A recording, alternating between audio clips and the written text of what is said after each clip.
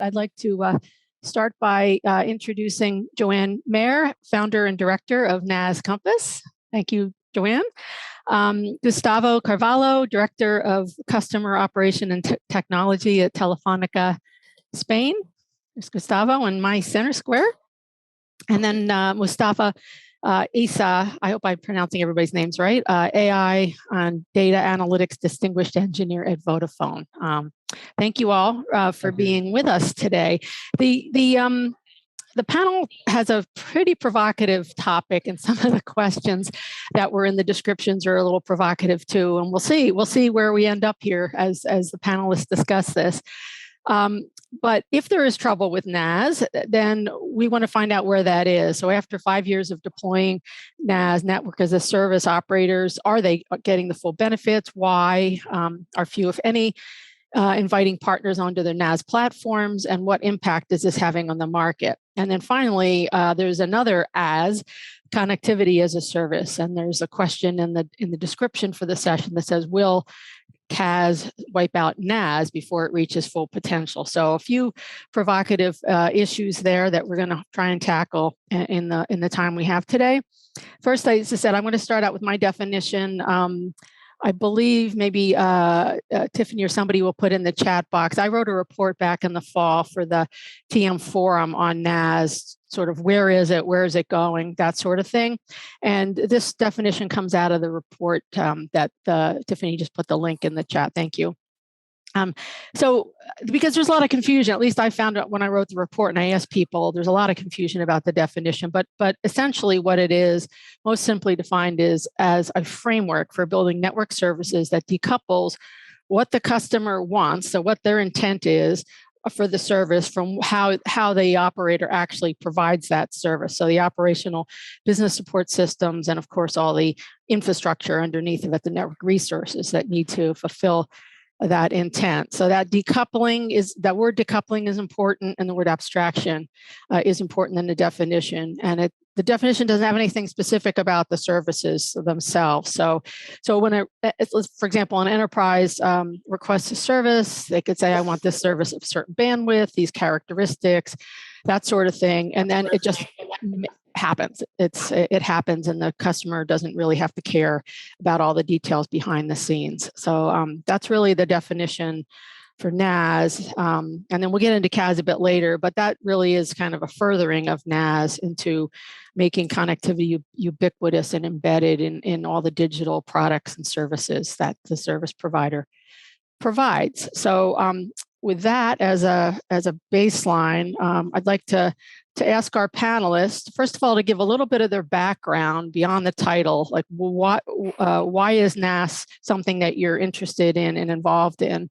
What does it mean to you? Did you appreciate that definition or not? What does CAS mean to you? How are these things related in your view? And any perspective that you want to provide. And when we get to the operators, I'd like to ask them about implementation and vision as well. So Johanne, let's start with you, please. Okay. Actually, network as a service as a term has been around for quite a long time. But I'd say in 2017, I met Guy Lupo from Telstra. And basically, he had been championing network as a service. So it's something that he had designed within Telstra. And he hired me to basically promote this within the industry. So I was working with Essa ZSM, the Zero Touch Service and Network Management, and tried to shape their architecture in support of NaaS. And I also lead the work at the TM Forum on network as a service. So even though neither of us are still at Telstra has continued, and they are definitely a big contributor to the NaaS network definition that we have. I think it's put in the chat here. And there's a lot of contributions still from Telstra. And I actually will be speaking at the digital transformation world from the TM Forum in September with Telstra on network as a service as well. So I stayed involved in network as a service. I even formed an educational company called NaaS Campus, where you can find a lot of work that basically support the work that we are doing at the TM Forum, more around education and what NaaS is. So it's quite important to us. And there's definitely a difference between network as a service and connectivity as a service. These are two different work as well, two different projects being held within the TM Forum. And I'll give you the definition, the official definition from the TM Forum that you will find in the TMF 071 terminology. The network as a service is basically a set of technical and operational practices that decouples the product life cycle, that's typically from the IT system, from the network technologies by standardizing the exposure and management of network capabilities. So we're getting the network to expose their capabilities and managing all of them as a service in a consistent service consumption pattern, abstracting all of the network complexity and using a common suite of open APIs. Whereas the CaaS is an intent-driven dynamic realization of connectivity solution based on customer expectation. So CaaS is more narrow. It's really only focused at connectivity and a lot more driven on customer intent. Okay. And a question for you about the education piece of what you do, because I just mentioned that when I was doing the research for my report, there was a lot of confusion that I saw about the definition. And in fact, one of the operators told me that they did have an RFPs, people coming to them and saying, I want a NaaS service. And that seems to be a point of confusion, for example. So how do you go about educating people? Well, actually, so I'd say that the confusion comes from the fact that network as a service was then reused. I mean, every new buzzword, everybody wants to fit in there, right? And so I think that suppliers have now taken on the NaaS terminology and then try to offer that as a service towards the customer, whereas the NaaS that was what I was trying to promote and build something upon is the re-architecture of the back office and the network capability, being able to expose those network capabilities, but more towards IT systems, so that we only have a common set of APIs to address and talk towards the network capabilities, but also through a secured gateway, expose that towards partners and developers. And so you're exposing your network capability with a very light product type things to sell towards developers. Okay. And that was the NaaS, but then there's confusion that came in through other people offering different definition and maybe even operators. So I think that Vodafone used my terminology of NaaS, if you want, but they use it as network as a platform. So that would be their own internal. Other service providers may talk about what they offer, and it's very similar and tie into NaaS, but they don't call it NaaS. Orange, for example, use their factory, where they're exposing an abstracted version and only using the TM Forum APIs for the coupling, but they won't call it NaaS. They'll call it more their factory strategy. So. Okay. Well, great. Thank you for that.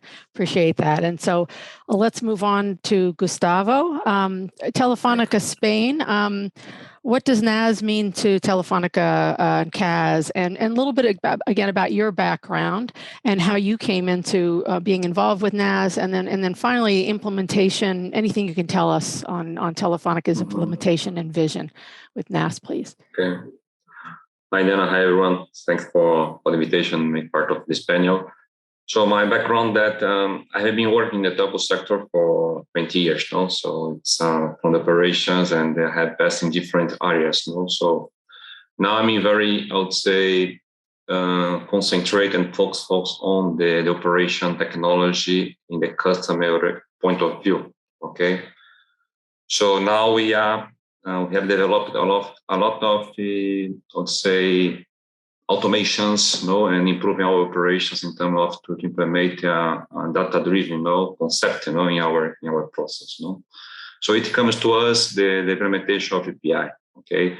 And once we start working the technology and we start transforming our technology from the legacy point of view to the new ones, like virtualizations that we have implemented in our network architectures and implementing automations in our, I would say, process, and now with the implementation of the one, we start to talk about what NaaS concept, and what we can offer to our customers about the infrastructure, because the telco sector and Telefonica have invested a lot of, I would say, money, over the last years transforming the network. So now, how we can put this capacity, its capability that we have developed, on the hands of our customers' needs. So the customer inputs is very important. So for those customers that does not have, let's say, huge, strength, power to make investment and build its own network. So how can they have access to these capabilities, functionalities, resources, that we have in our network? So the way that we are working is to make it available to these customers and even the operators, okay? Because I think we discussed in the previous, presentation, how we can expand, our capacity and capability, integrate with other operators. So the NaaS concept will allow us to integrate, the operators and generate this interoperability, in terms of the NaaS concept. And I agree with John that we said about the CaaS. CaaS is connectivity. There is no connectivity if you don't have a networking infrastructure. So NaaS, CaaS is more close to the commercial point of view, how you offer your LAN, WAN, and the Wi-Fi connections and video and voice, okay? And you package it in a commercial point of view, So I think CaaS interact with NaaS, but there is no connectivity as a service if you don't have a good strategy in NaaS concept, and NaaS implementation. So that's my point of view. Okay. We have progress on that, as I said, and I'm going to discuss later about more points about NaaS. So question for you then. So you're with the main part of Telefonica. Are you trying to set strategy for the entire group of Telefonica, all the different operating companies, or are you just focused on Telefonica Spain? No, it's Telefonica, its own group. We have a standardization process in our group Telefonica.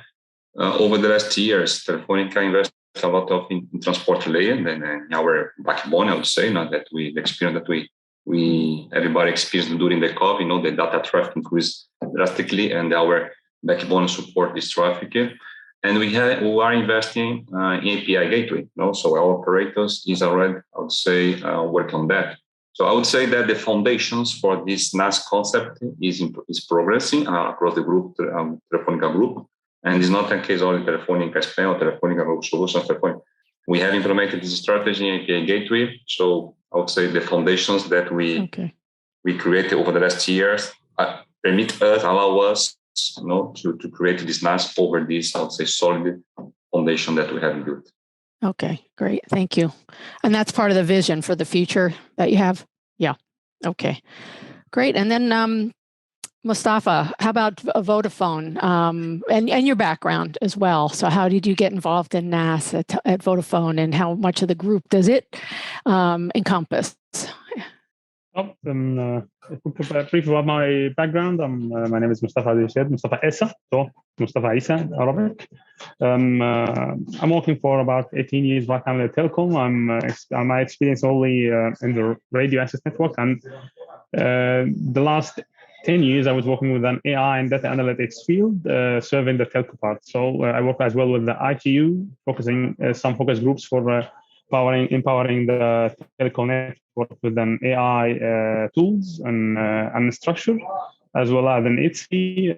So this is my background, and I work for the NaaS mainly according to my role as a distinguished engineer in Vodafone. We are a few number of distinguished engineers in Vodafone. Each one of us has his own area of expertise, but we all serving the strategy, and we are like a technical consultant for the board. So we write down a strategy for the company, and NaaS was one of our network as a platform following what Johanne was saying, if we are talking for the internal terminology inside Vodafone, we was trying to standardize some things or most of the streams that can be an enabler for this technology, the NAP or the NaaS. One of them was the standard APIs, which is one of our golden rules inside Vodafone. So in general, I can give you, I cannot add more. They just Gustavo and Johanne was talking very, very good about the definition. And so I don't have to add more, but I can give you like an example, transforming this kind of resources or product or services. If you want to empower your customer to use it directly, you have to make it agnostic, and you can and you need to fill up something like the standard API that I can tell you, which is you can, for example, anyone on Earth can use the ATM machine. So you have a standard commands, a standard screen that you can use it. So if you are in UK, in Spain, and in US, you can use it. The same as the standard APIs that you can put it. You can let your customer use your services product in a very, very easy way, and you can give him the power to change his plans and so on automatically without even if impacting the network infrastructure, which is something that he don't know about it, and he have low information about how things going inside. But with these standard APIs, he can control and you can serve the network as a service concept.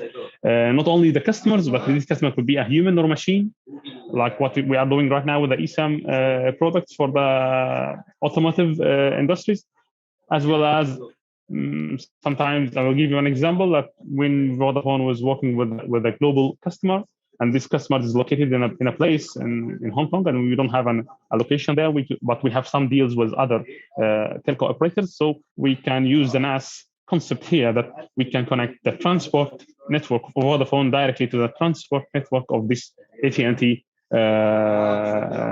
company, and then automatically they can connect to each other without any human or engineering configuration, just like that, and all the billing and so on can be automatically done through this kind of standard APIs between their NaaS and our NaaS, if I can say. So this is in brief. I don't want to take so much time, so I'll back to you again. That's fine. It's good.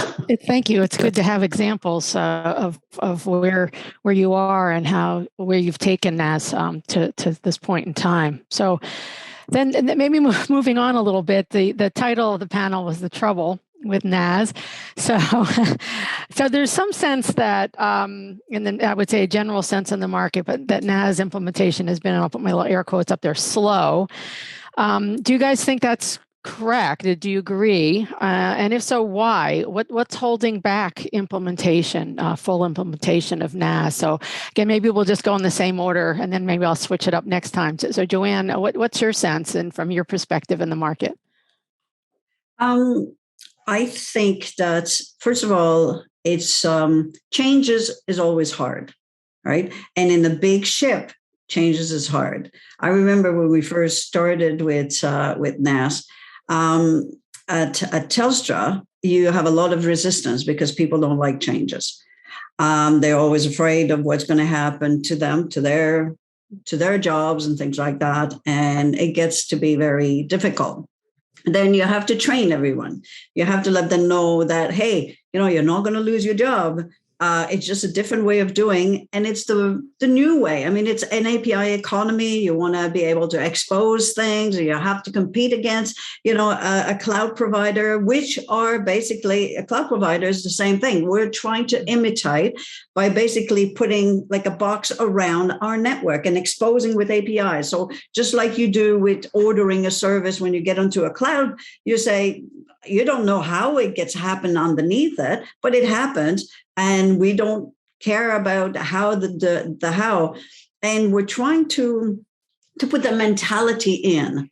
But today, the way that they're operating, it's really a contract between IT and different silos of IT talking to the network engineers who are doing the capacities and so on. But it's like one discussion with the activation group, right, for ordering and so on. What do you need from an order perspective, and how do I configure this? And then you have another group from an assurance perspective. Then you have another group with this, and nobody owns it end to end.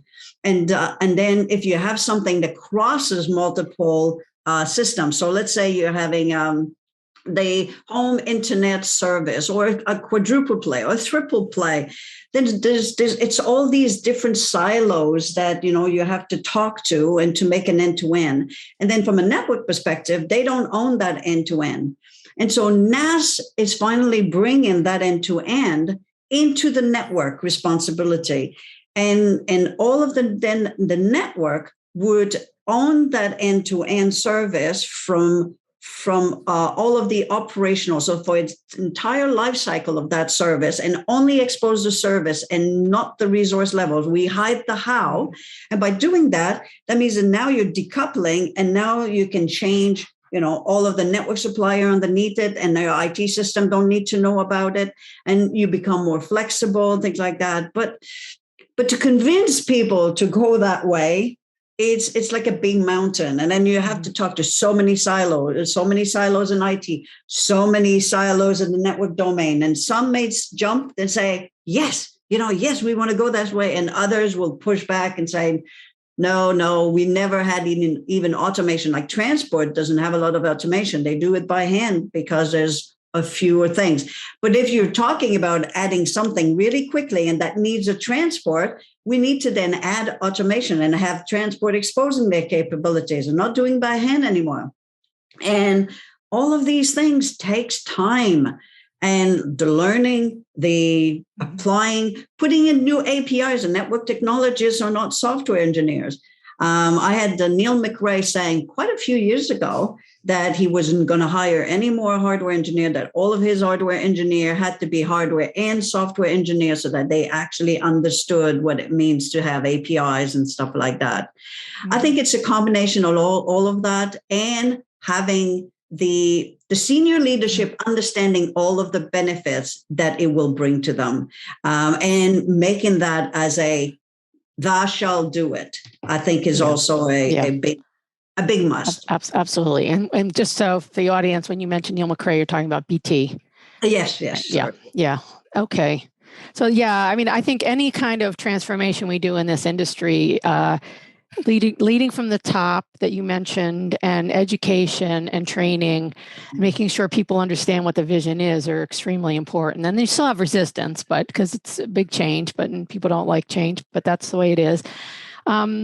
So how about our two operator friends here? Gustavo, what do you think? Are you happy with the speed of implementation or not? And if so, if not, what do you think could have been done differently? Done differently? I think that we could be faster. Yes. Okay.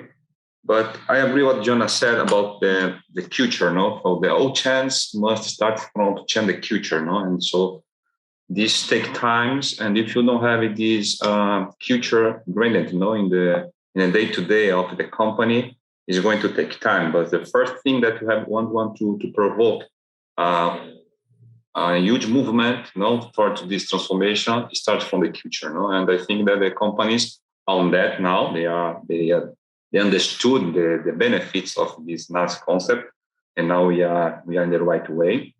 Second, we have to take into account that we have a complexity network. It's when you talk about, it's not only about mobile network. We have fixed network. We have voice NGN network. So it's a complexity. So how you make this complexity simple to the customer? So that's take time.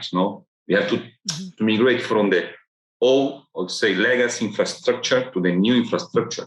We have to have a good plan how virtualize, your network. How the process must be adapted to adapt to the offers that the customer wants to have. So have to review your process, simplify your process, automate activity, implement virtualization. So it takes time, and the same way you have to balance these transitions, the legacy and the new one. So it takes time. So it's not going to do in 1 year and 2 years, but I say that Johanne said experience from since that in 2017, and now we're in 2022, so 5 years. I think now we have this flat, say, movement, no?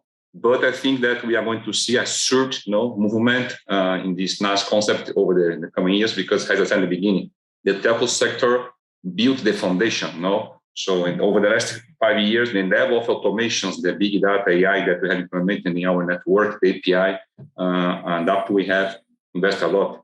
And another thing that's very important, we don't talk about engineer and developers. We have the same skill in the same passion. We have now the dev engineer, I would say, because it's more common now. We have engineers that know Cisco and know the technology developing APIs. So this new skill and the reskilling of the people and the employee, the technicians, engineers, is key for this. Also, for this transformation process. So it takes time, but I think in the right way. And now it's going to speed up. Okay, thank you. That's good. So you're already in the process of changing the culture and the reskilling and all the other things that you have to have as the basis here. And Mostafa, anything to add for you here? I'm sure you do. Yeah, just small thing, but I think Gustavo and Johanne have been said all the things about the challenges. Adding to what Gustavo was saying, just not only just the complexity of the network and this kind of different generation of the networks from the network point of view, but as well as the vendors of the network, which have this different mindset than the IT vendors. They are always working with their vendor-specific systems and software. So you have to solve this puzzle and try to unify an APIs, for example, standardized APIs to talk to these different vendors. But it's working on. But these vendors right now is moving on, and they understand the challenge, and they are moving with us toward standardize most of these interfaces, so we can in the near future maybe have solve this equation or this puzzle in some places, and in some other places not, because of the situation of each and every network. So this is the only thing that I can add. Okay. Because this is everything. Well, let me ask you a question. Do you think that NaaS, for where you want to go, where Vodafone wants to go with digital services based on network services, do you think that NaaS absolutely has to be in place in order for you to go to that next level that you want to go to in terms of the services you're offering? Yeah, sure. Our biggest asset in Vodafone is the network. So how we use this asset to serve our customers. So in the old days, the customer didn't see anything but just the service of the network, but they cannot have much more power to use our resources in something that can fulfill their needs. And I'll back again for the speaker, Sarah, she was talking about how you can feel the pain of your customer, and you can listen to your customer to give them something much more. If we give them the power to have a better service or a more deeper service, and they can use the network from a NaaS point of view, it's much better, and maybe it will open a new market and a new revenue streams. So it's very important, and we see it in the heart of our strategy. Okay, thank you very much for that. And I would add please. One more thing. Another area that I think a lot of people are struggling, because I know I've received a number of inquiries, is about the abstraction of the service. How do you abstract a service? To what level? What are all of the different attributes you should keep, and which one should we remove? And so standardizing the abstraction for the different types of service, I wish that there was a place. And I know MEF is doing some of it. They are abstracting, but we don't have it for all of the different services. And I think that a way to work would be standardizing and abstracted services and what that means. And that would help in getting the service provider go faster. And I am involved in a catalyst that we're looking at abstracting and converging on the access level. So at least that's another area that we're going to try to help. But I think that's another place that they're struggling is what does it mean when we say an abstracted service? Okay, great.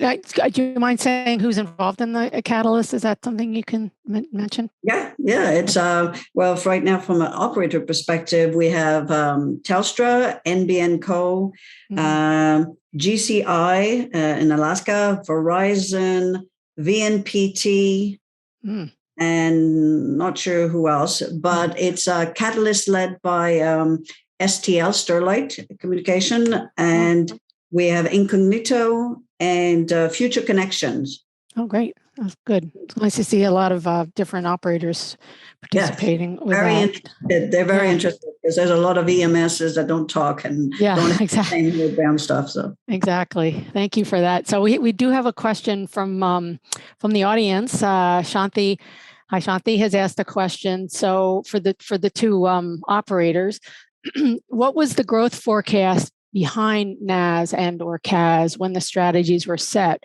Are they being achieved? Does it need a different innovation strategy or a leap of faith when you do something like NaaS? Mostafa, can I go to you first? Do you any comments you can make on that in terms of, you don't have to be particular about exactly what your growth forecast was, of course, but how did you even set one? And are you happy with where you are?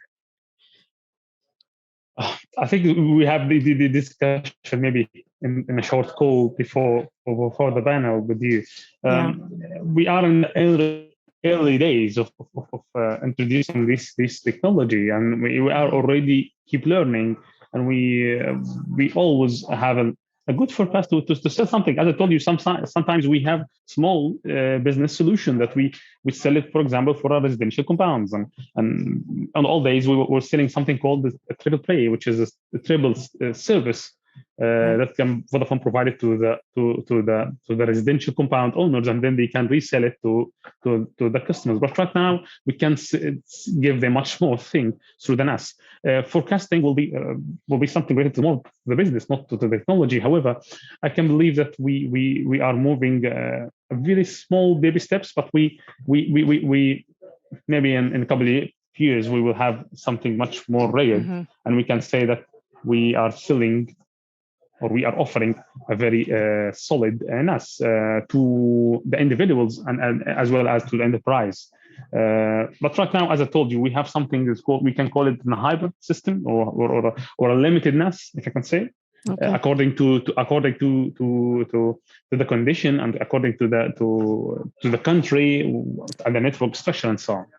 Well, is it fair to say, based on what Johanne was saying before, that there's the internal piece of NaaS, right, of getting your own systems to work properly and more efficiently together and to get the various silos interconnected, and that probably doesn't need the sort of business case that Shanti's asking about. And then there's the external piece, the actual services piece, so that so it is a leap of faith in the sense that you're doing it to make your operations more efficient. Is that fair? Yeah, sure. We have our antenna working, and we are expanding outside. Okay, all right, thank you. And Gustavo, we have faith. Yes. Sorry, we all have faith. No. How about you in terms of the achievements and the goals that you set? Yeah, about the achievements, as I said in the beginning, also, if you look at behind, so we see that the data traffic increased around 50% year over year. So it's an indicator that the customer behavior changed drastically over the last year. So data traffic and that we had more minutes getting on our network. So it is an indicator that we need to maximize and expose our capability that we have developed in our network to the customer needs. It's very important the customer inside to develop this NaaS concept and architecture. So taking this point, I'll say that what I'm going to boost, I'll say that what the market say that over the next 2 years, we are going to see around 25% of the increase in terms of concept opportunity revenue in terms of NaaS. I think it's going to be boosted by 5G. From the point of view of the operator, 5G could be the inflection point about NaaS, because we say that we can offer network slicing, and we can use this type of service and put the solution close to the customer needs. So 5G will help to push, say, the strategy, and to speed up in the NaaS, concept in the operator levels, because now it's the 5G. And another one is the API. I'm very, just with the API, we need to maximize the use of API. There is no NaaS if you don't have API integrated, because the only way that they're going to integrate the operators, that Mostafa said, the transport layer, if you don't have this API, and Johanne said. So we had to not maximize, and you had to, fight, to have a widely standardized API for the top cell, because it's going to be key to speed up these opportunities and to seize the opportunity to have the market that has generated NaaS. Okay, so that's the line. Okay. I don't know. I know your sound sounds a little funny to me, Gustavo. I don't know if there's anything to do about it, but it's really a little bit garbled. I could understand, but it's a little tough. So I don't know if there's anything you can do on your end. I know we're running out of time now, and maybe I'll try and combine two questions here for the finale here. One question from the audience, and then also just the general question that I had about monetization of NaaS requires inviting partners and external developers to the platform. Why is this so hard? And a tool in our audience is asking sort of a tangential question to that, which is about the granularity of what gets exposed through NaaS. So is it up to the service provider to decide what gets exposed, or does TM Forum or NaaS Campus or the two operators on our panel, do you have any view on that? If you can give some insights beyond, it depends. I think there's a lot of confusion within service providers, something the network has to own the service, something BSS, the comm layer has to stitch services together. So any insight on that, along with this notion of the fact that it does seem to be difficult for operators to invite partners and specifically developers in through the API. So I don't know, again, Mostafa, do you want to start with that, and then the other folks will chime in? Yeah, I'll try to make it fast to give space for them.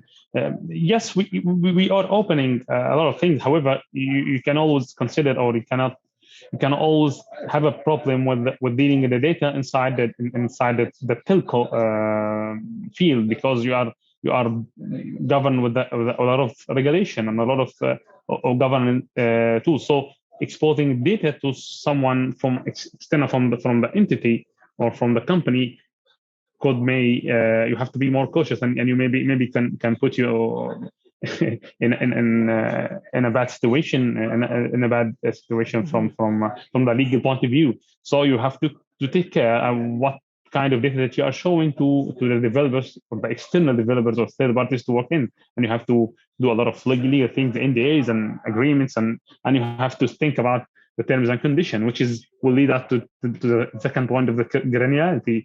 It's always related to what kind of service that you want to show or want you sell to your customer.